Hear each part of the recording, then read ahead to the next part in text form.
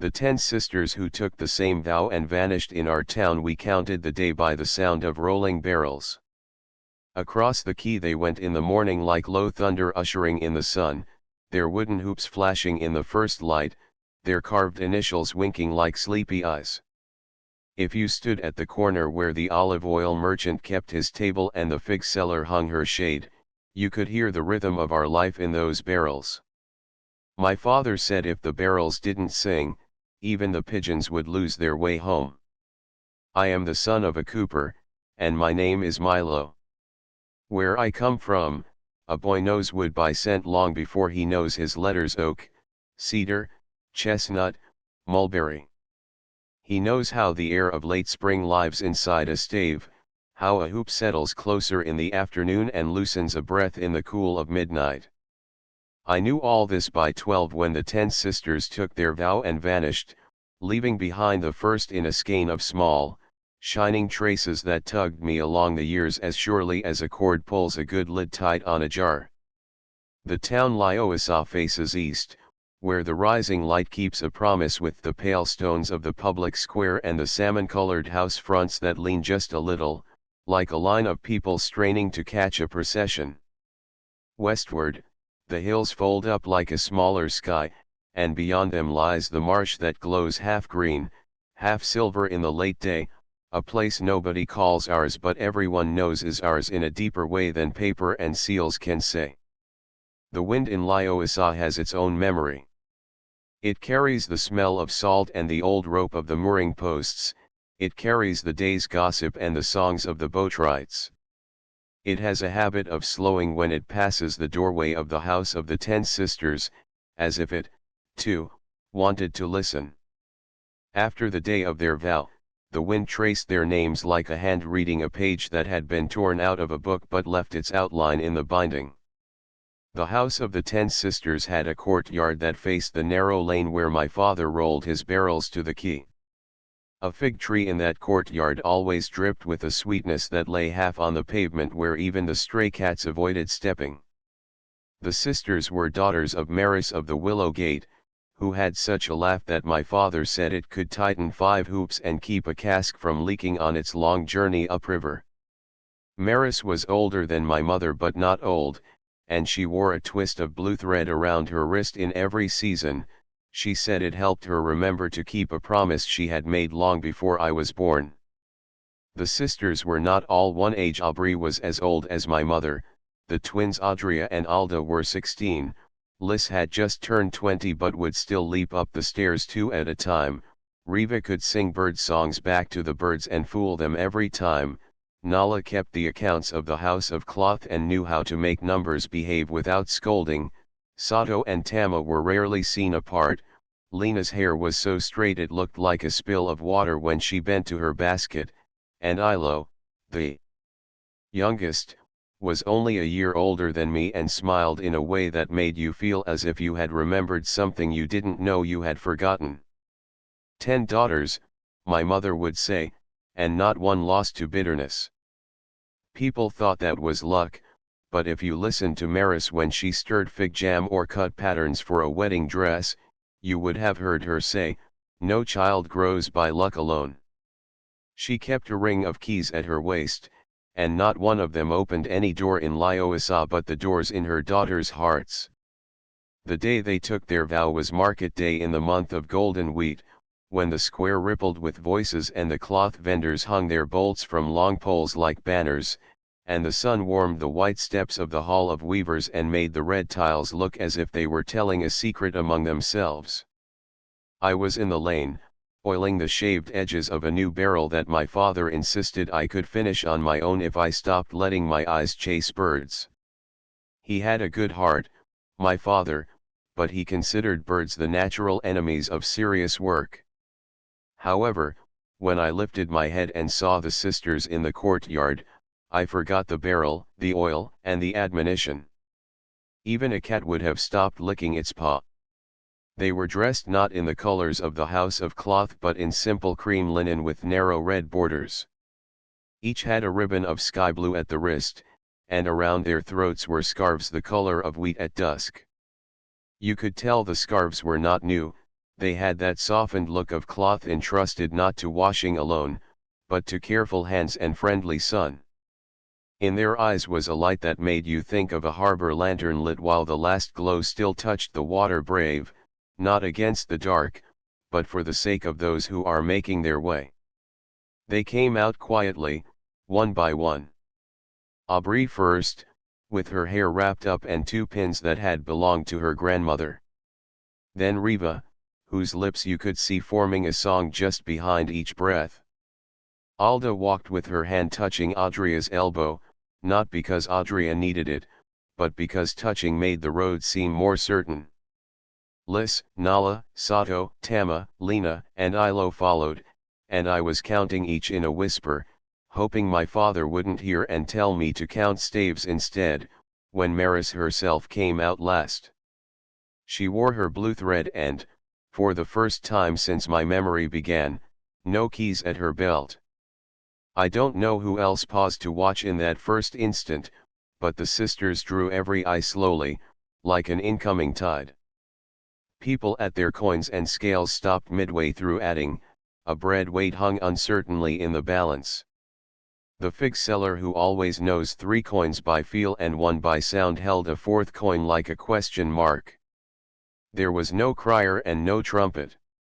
The sisters stood in the center of the courtyard and, without any fanfare, began to sing. It was not a song I had heard at weddings or festivals, not a harvest song, not a greeting song. It had the plainness of water poured into a cup.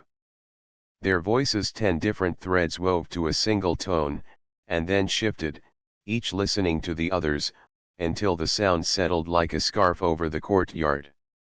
It was a note my father would later say was the tone of a promise when it is shaped by more than one breath. They sang 3 lines, each line like a path that rounded the same hill from a different side, and then they fell silent.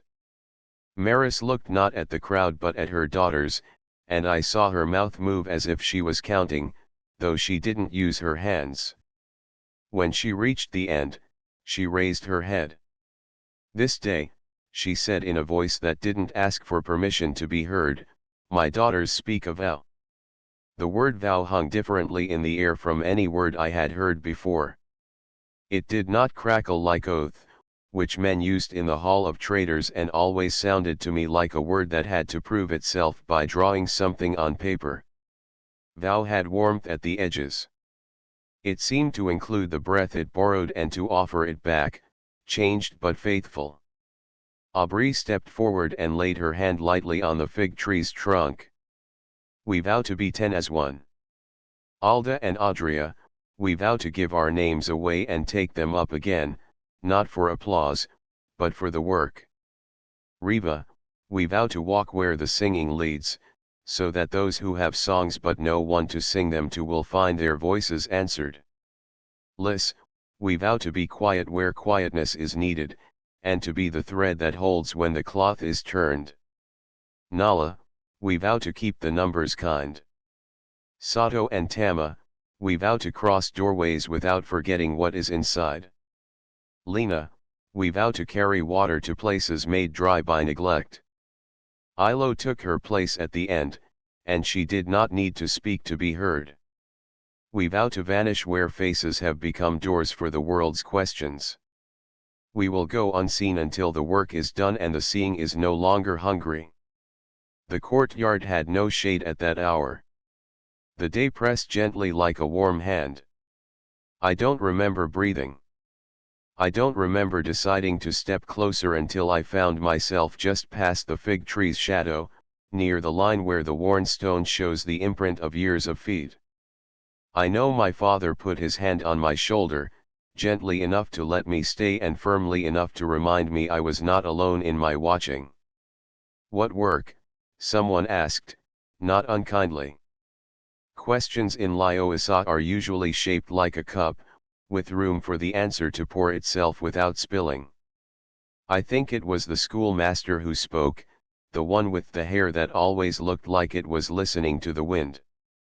"The work that is older than the vessels we have built to carry it," Aubrey said. "You'll know it by the sound of it." Wherever the sound is missing, we'll be there to help it back. And how long will you be gone? The fig seller, whose voice never trembles even when she argues with the scales. As long as it takes, Lena said, but not so long that our mother wearies of our absence. We are not going to be proud, only to be faithful. Maris smiled in a way that made you think of the word faithful as something that has hands and eyes. They were not made to be missing, she said. They were made to be more present in more places. Vows aren't cages. Where will you sleep? I heard my own voice and knew my face had gone warm, but the question leaped like a fish and was out of me before I could think to swallow it. Under roofs that are glad to be roofs, Sato said. Not all houses ask for gold, Milo son of Piero. Some houses are paid in the stories they keep from being lost. I looked at my father, wondering if he would make a face that told me to be quiet, but he only nodded once and squeezed my shoulder. My mother had slipped closer. She stood with her head tilted as she does when she listens to a new song for the first time and tries to hold its shape in her heart. We leave at dusk, Riva said, to give the town time to place this in its keeping. They did not go around shaking hands or weeping or asking permission for their own steps. They did not make a show of hard partings. Maris embraced each of them, and even her arms seemed to know that to hold a vow is not to clutch at it but to steady it as you would a bowl carried through a crowded room so the drinker need not fear it will spill. The sisters went back into their house. The square exhaled and breathed again. The barrels rolled, though even their song had the tone of listening. I thought that was the end of it. I had seen ceremonies before, and ceremonies, to my 12-year-old mind, often had a beginning in words and an end in a bell. But about an hour later, I saw Ilo at the window, her gaze thrown lightly like a scarf onto the lane. She raised her hand, and in her palm was a small string of blue thread tied 3 times and threaded with a little copper ring like those my father used to shape the top hoops before the iron went on. Not 3 times for patience, she said. Loop once for remembering. She tossed it, it fell near my feet. I'd like to think I had the sense to catch it in the air, but the truth is I bent slowly, picked it up, and wrapped it around my own wrist without asking my mother's leave. The copper ring clicked softly against my best hope. I did not know then what it would mean, only that my heartbeat seemed to find a new tempo in that small circle. The dusk came early as it does when the day has been long with meaning. The sisters came out together, each with a simple cloth bag and a staff polished by many hands. They did not go down to the quay like those who seek a ship.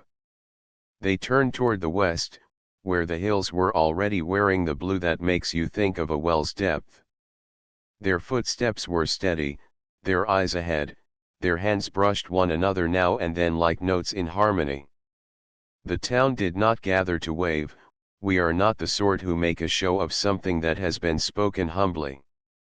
But faces watched from windows and doorways, heads bowed like tall grasses in a breeze you can feel but not see. Maris stood at the threshold with both hands on the lintel. She did not close the door. That door would remain open into the months ahead, catching the light at unexpected times and making you think, as you passed, that a house was practicing being a welcome even in absence. They vanished. That is to say, by the time any of us thought to guess whether they would take the north path or the track between the old quarry and the cedar grove, their figures had blended with the dusk. I ran to the end of the lane where the dust begins to say smaller conversations to the solace of your feet, but all I saw was the long smear of evening and the little lantern at the gate of the potter's yard, which always looks all alone at that hour and yet never seems afraid. For the next days, my work was full of their absence. It perched on the edge of my tasks like a sparrow that insists on being in your gaze regardless of where you move your eyes. It wasn't that I did not understand vows. In Lyosa, We take them in many forms. There is the vow my father made to the wood, which is to respect its grain and be faithful to its truth. There is the vow my mother made to her breads, which is to give them the patience they require even when the house is full and hungry. There is the vow the town makes to the sea every morning when we cast the nets, that we will not ask for more than the day can keep in balance. But this vow was a new shape for me, 10 of 1, 1 of 10, and vanished. I thought if I could see even a corner of its cloth, I would know how to mind my steps. On the 4th day after their departure, I found the first of their signs. It was a ribbon of sky blue tied around the neck of the old well at the edge of the square, the well that no one uses anymore because it produces only a slow, faithful trickle and the new pump yields more for less effort. Someone had tucked a folded piece of paper under the ribbon. In my boy's certainty that folded papers belong to the eyes that first see them, I lifted it and opened it.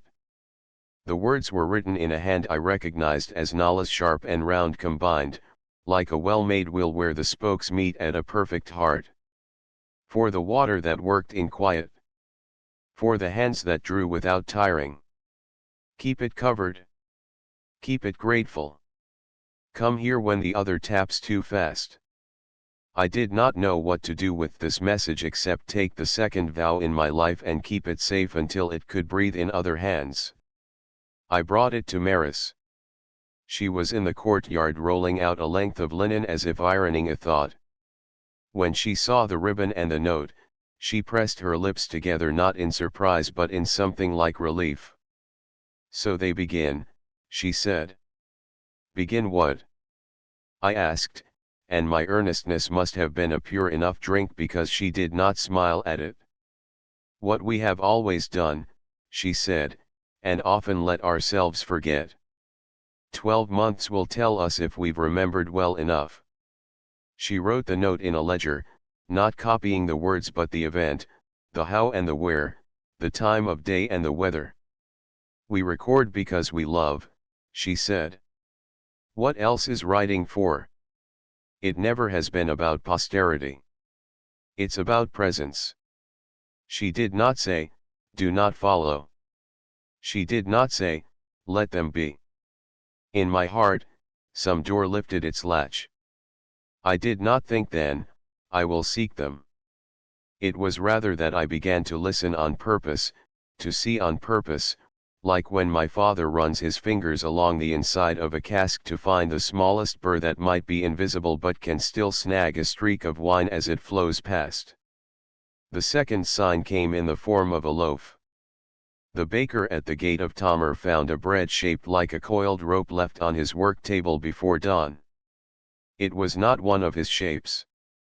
I know this because I would often fold myself into the corner of his bake room to watch him braid and knot and tuck and stroke dough as if he were speaking to it in a language only the two of them understood.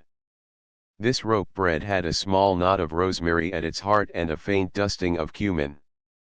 Around it was a string of sky blue. For a door that opens every day, someone had written on a scrap of cloth.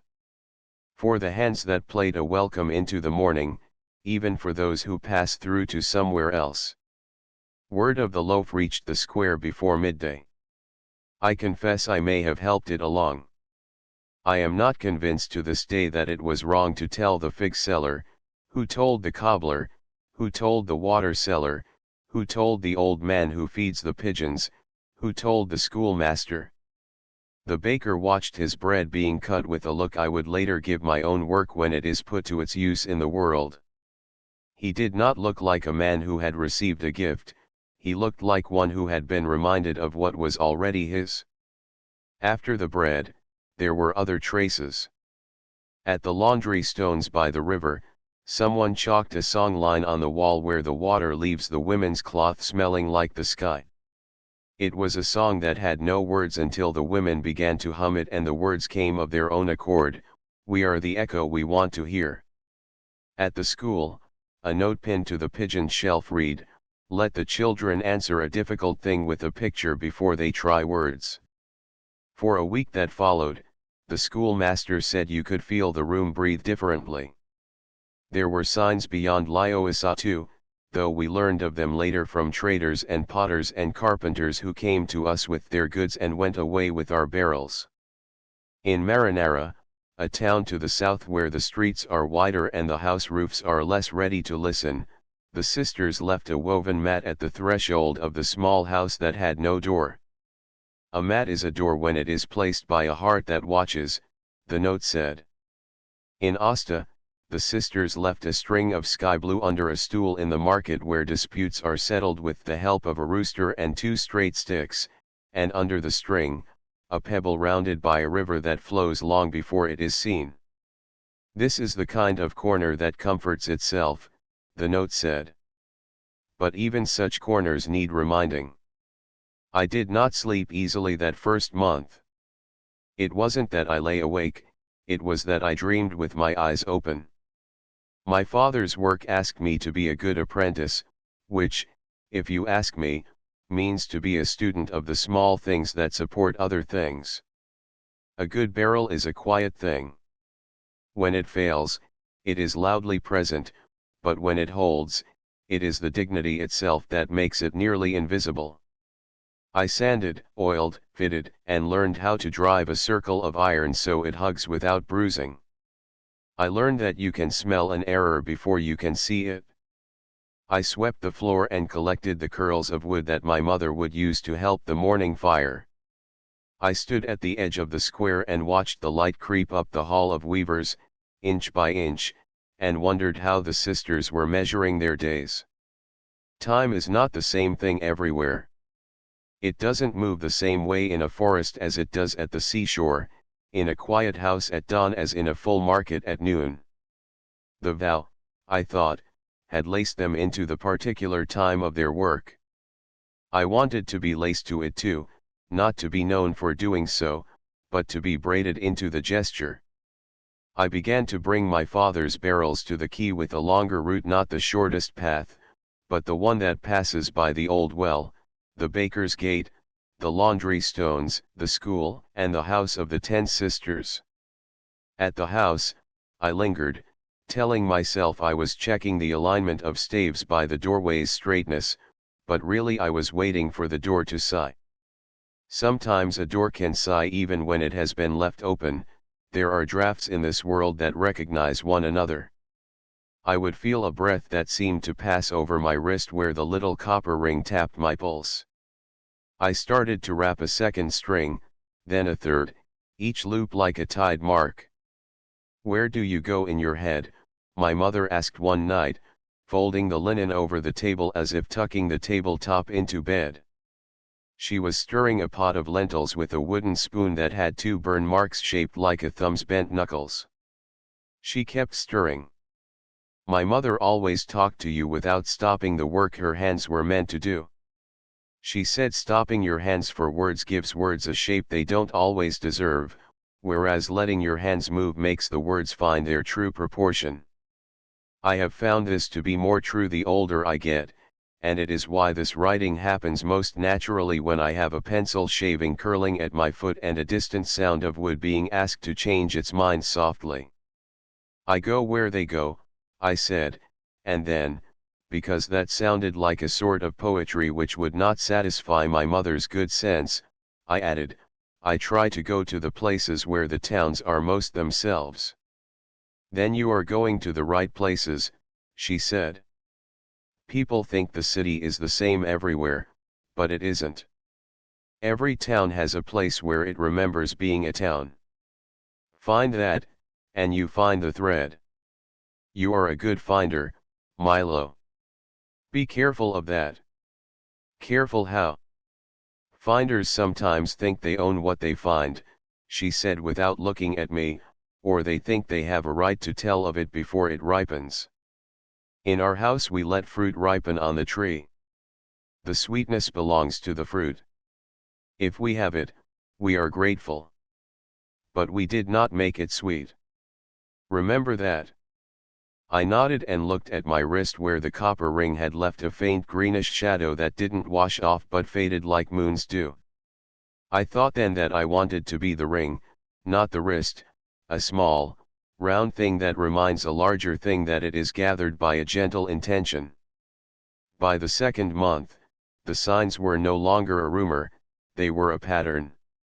My mind's habit of collecting was quietly called to duty. I carried, folded under the cloth cover of my pocket book, a small square of paper on which I wrote the ones I could see and the ones I was told, with dates, places, the hour if I could discern it, the smell of the air if it had a smell.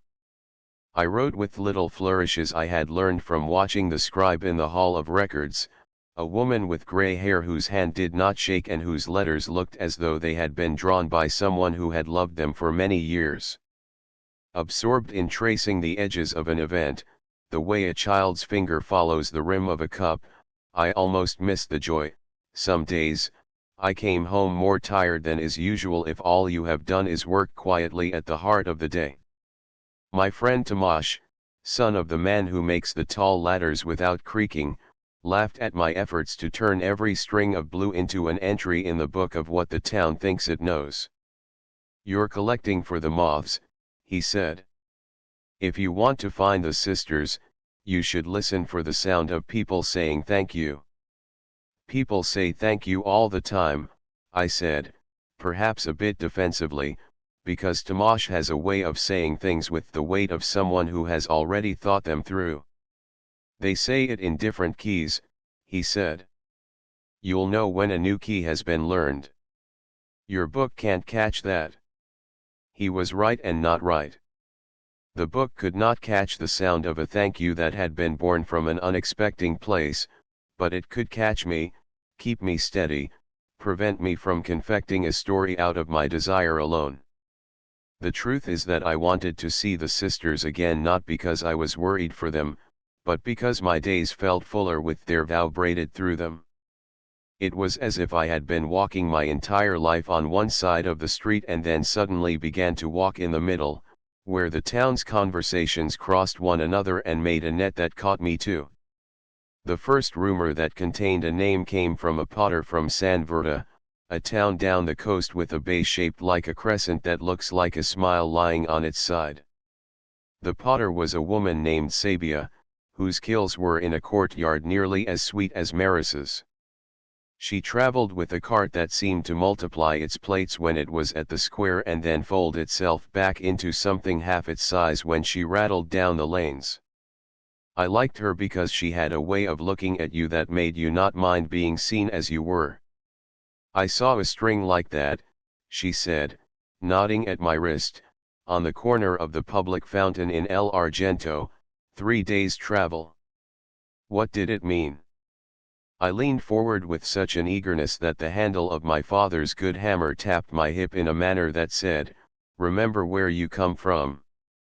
It meant the council took the bench that has been too hot to sit on for a decade and made a shade over it, she said, and that 3 women came out at dawn to sit under the shade and listen to a weaver who had no one to tell his story about the loom he inherited from his aunt. Tomasz, who had tagged along because he has a curious heart that refuses to be disguised by his nonchalance, snorted. "Everyone knows the council of El Argento moved the bench because the elder's nephew married the daughter of the man who makes shades." Sabia's eyes took on the mildness of someone who has no interest in winning a point. "Then perhaps the string was tied there to make that happen simpler," she said. "What would you prefer? News where no hearts are involved? Lads, the world is made by hearts and by hands." Nothing in her voice invited me to feel clever or foolish. I felt instead like my copper ring had just been dipped in cool water. The little green stain on my wrist looked fresh again. "Which way is El Argento?"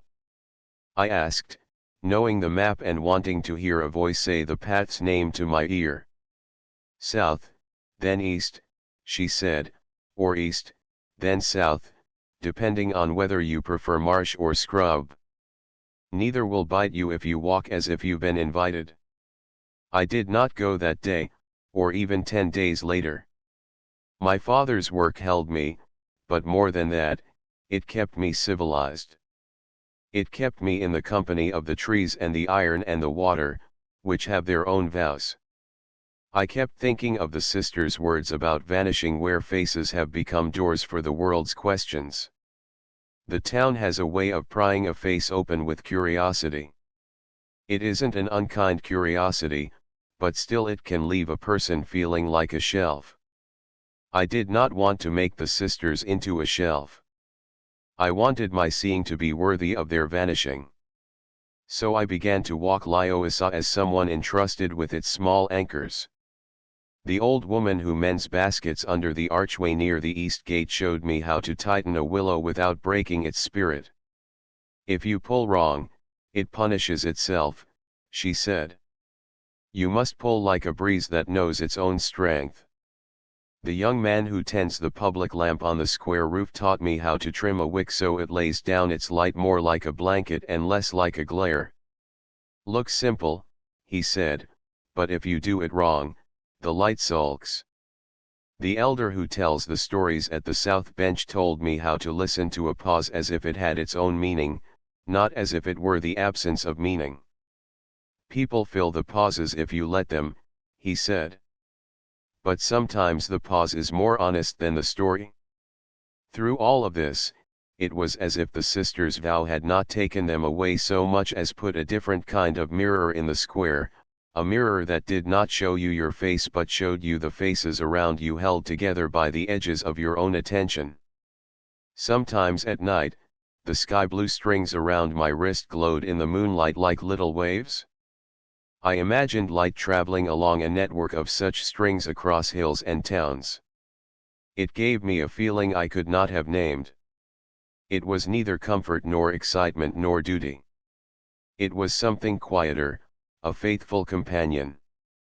It was Tama I saw first after the vow.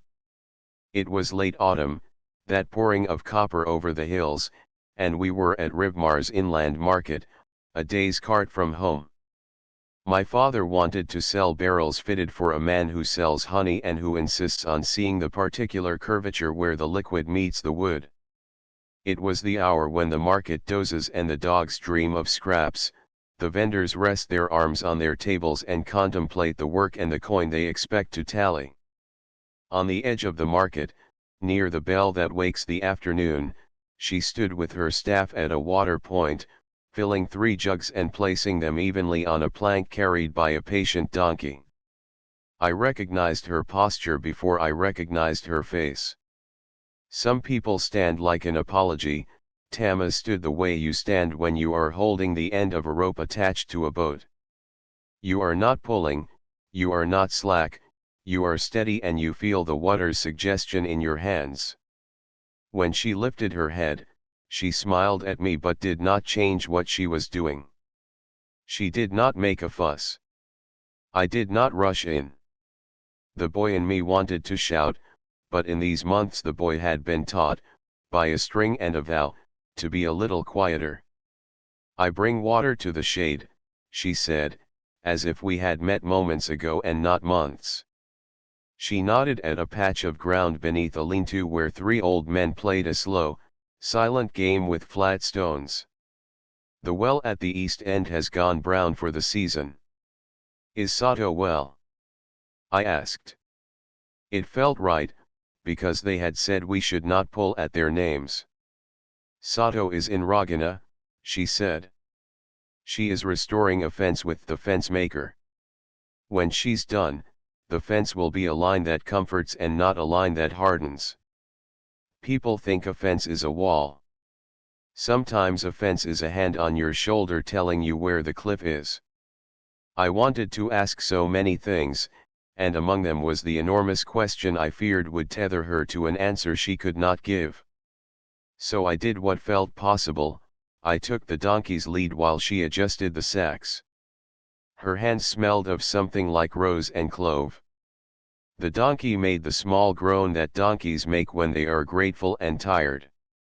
We heard of a bench shaded in El Argento, I said, not because I wanted to prove I had been listening, but because I wanted her to know that the town's hearing had grown. That was Alda, she said, and again the smile that is soundless but contains knowledge. And Audrea placed the first knot. They found a hammer that would not claim to be the one that did it. That's rare. I made a list, I said, and immediately wondered if I should not have. I have no idea how to balance boasting and confession. They are brothers, and in our town they sometimes wear the same jacket. A list, she said as if tasting a word she likes. Then you are our records, are you? No, I said quickly. Maris is our records. I am her little pencil. Ah, she said. Then you will understand this. We are not truly gone. We have only stopped asking our faces to hold the space. Faces are important, but they get hungry if we feed them with eyes all the time. Some of us can do this work and keep their faces quiet. Others, like Riva, will sing well only if she knows she can be seen as part of the song and not as the source of it. We learned that in the house long ago. We learned to look past our own looking. Will you come back? I asked, because in my chest, something wanted to be told the end of the story before it had honestly begun. What is coming back? She asked. If I walked past your house and you did not look out, would I still have returned? If I left a jug of water on your step and did not knock, would I still be there? I think I am always near anyone who keeps the string from cutting their skin. She loaded the jug, and the donkey stepped off like a man who knows the market's map by heart. She did not touch me. She did not ask for news. Everything she needed to know lived in my face as far as she was concerned. Before she turned, she reached inside her tunic and took out a small parcel wrapped in linen. For Maris, she said. Give it to her in the evening. Say nothing about it if other ears can hear. Say only, the blue remains the same. The blue remains the same, I said, and my voice remembered what it is like to carry words that are not mine. Maris opened the parcel after the sun had slipped its sandals off and the shadows had sat down to listen to the night. Inside the linen was a ring of keys. They were not the old keys, but new ones, cut by a careful hand. Maris ran her fingers over them as if reading a script. She did not ask me how I had gotten them or whom I had seen. She took a string of sky blue out of a bowl and threaded the keys through it. Some doors, she said, do not ask for a key. That winter the town learned to pass around a story without biting it. You can tell when a story has found its right code. It stops shivering and begins to move confidently across a new square. People spoke of things like shaded benches, well covers repaired, the women's washstones polished until they were not treacherous for old knees. Someone hung little bells on the edge of the pier so that if the fog came in too far, you could still find your way by sound. At the school, the children began to keep their own book of gratitude. When they could not reach a pen high enough, they whispered their thanks and the schoolmaster wrote it for them in large, bending letters that looked like a friendly giant had wandered through the town and left his footprints to assure us that the mountains were watching out for us. A rumor reached us that in the town of Myra a woman named Lena had